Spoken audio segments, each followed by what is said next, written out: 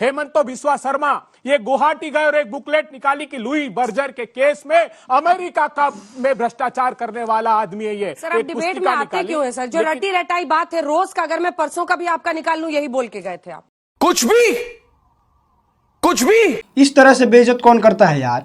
ये है कांग्रेस पार्टी के राष्ट्रीय प्रवक्ता अभय कुमार दुबे जी। ये महोदय जी को जब टीवी पे मंच मिलता है, यानी किसी डिबेट में जाते हैं, तो इस तरह से भाषण देना स्टार्ट करते हैं कि मानो कि एक पब्लिक मंच पे आए हैं और अपने बात रख रहे हैं। इस तरह से ये स्टार्ट करते हैं। खैर, आखिर ये राहुल जी का चेला ही तो है, यानी राहुल जी के ही पार्टी से तो इनका संबंध है। अभी आगे देखिए किस तरह से इनको अंजना जी ढोलक की तरफ बजा रही हैं। अरे टॉपिक तो सुनिए, सवाल तो सुनिए। राहुल गांधी के लॉन्च पे तो कहिए, विपक्षी एकजुटता पे तो कहिए, बेंगलुरु पे तो कहिए, जो मल्लिकार्जुन खड़गे ने आमंत्रण दिया है, तमाम पार्टियां कैसे स्ट्रैटेजी बनाएंगी मोदी को रोकने के लिए, उस पर तो बोलिए।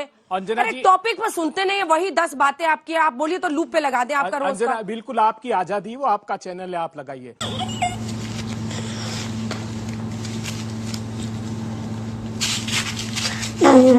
पार्टी के प्रवक्ताओं को इस बात की शाबाशी देनी चाहिए कि वो चाहे कितना भी टीवी डिबेट पर देश के सामने, पब्लिक के सामने क्यों ना कुछ भी झूठ बोलना पड़े, लेकिन उनके जो नेता होते हैं उनका मान सम्मान कम नहीं होना चाहिए। उनके कसीदे जो पढ़ते हैं वो कम नहीं होने चाहिए, चाहे कुछ भी हो जाए। चाहे वो प्रवक्ता बीजेपी को हो, चाहे प्रवक्ता कांग्रेस पार्टी को, कोई भी पार्टी के प्रवक्ता हो, उनका यह शायद मतलब मुझे समझ ही नहीं आता है कि इन लोगों के अंदर आखिर इतना वो आता कहाँ से। वैसे तो पार्टी किसी को प्रवक्ता बनाती ही नहीं है, लेकिन इस तरह से प्रवक्ता आखिर चुन कैसे लेते हैं कि ये बंदा इतना निष्ठावान निकलेगा। अभी वैसे स्टेटस अपडेट कर लेते हैं सर, आप अजीत पवार कैंप में हैं कि शरद पवार कैंप में? देखिए, मैं स्पष्ट कर दूं, हमारी पार्टी के अध्यक्ष, राष्ट्रीय अध्यक्ष आदरणीय अजीत पवार साहब हैं। अजीत पवार कैंप में आप आ गए हैं? कैंप नहीं, पार्टी वो है। पार्टी अब वही है। पार्टी वही है, कैंप नहीं है ये।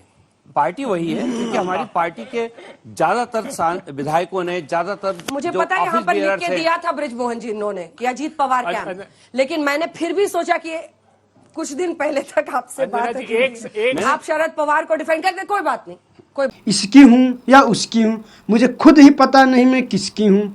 ये महोदय साहब कुछ दिन पहले ये कहा करते थे कि शरद पवार ही असली एनसीपी है, अजीत पवार साहब अलग हुए हैं, कुछ नेता अलग हुए हैं, वो किसी और वजह से अलग हुए हैं, ईडी सीबीआई के डर से अलग हुए हैं। लेकिन आज ये कह रहे हैं कि असली एनसीपी तो अजीत पवार साहब के ही पास है।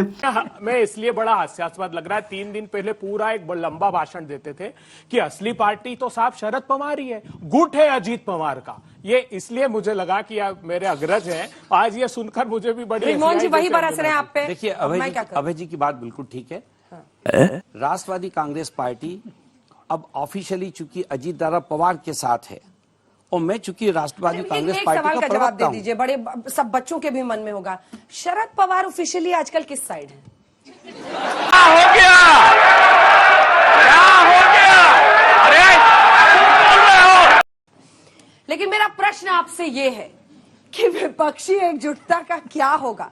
वैसे भी ब्रिजमोहन जी का जो मुस्कुराहट है, आहा, कहिए ही नहीं, बहुत मजेदार है, बहुत मजेदार है। देखिए, लोकतंत्र में हर राजनीतिक दल को यह अधिकार है कि वो अपने हिसाब से पोजिशनिंग करे, और जो उनकी विचारधारा से, उनके प्रोग्राम से जो लोग सहमत हैं वो एक तरफ हों।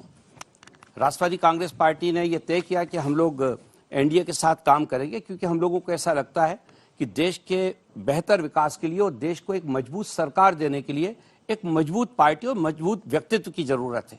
और उसमें ऐसा लगता है कि आदरणीय खुशी हो रही है नरेंद्र मोदी जी को देखकर। मुझे आजकल की राजनीति भी समझना ना बच्चों का खेल नहीं रह गया। कौन राजनेता कब किधर से पलट जाए पता ही नहीं चलता है। कौन सी पार्टी किसके साथ गठबंधन कर ले ये भी पता नहीं चलता है। कौन सा नेता किस पार्टी से कुछ विधायक तोड़ ले ये भी पता नहीं चलता है। बहुत कंफ्यूजन है, बहुत कंफ्यूजन है भाई। देखिए, बात बहुत साफ है। अच्छा, केस सब वापस हो रहे नहीं हो रहे? मुद्दा वो नहीं है। अजीत दादा पवार के ऊपर ये जो आरोप गढ़े गए थे, उनकी हकीकत क्या है? उनकी हकीकत ये कि उन पर कोई आरोप ही नहीं है। ये मैं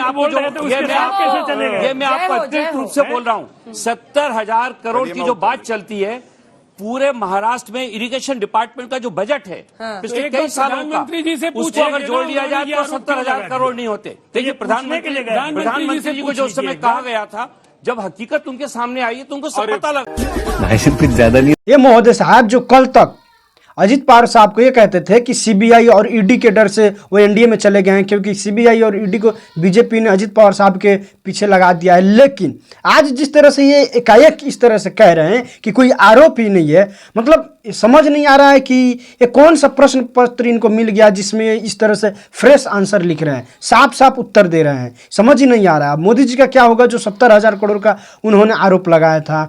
मतलब कुछ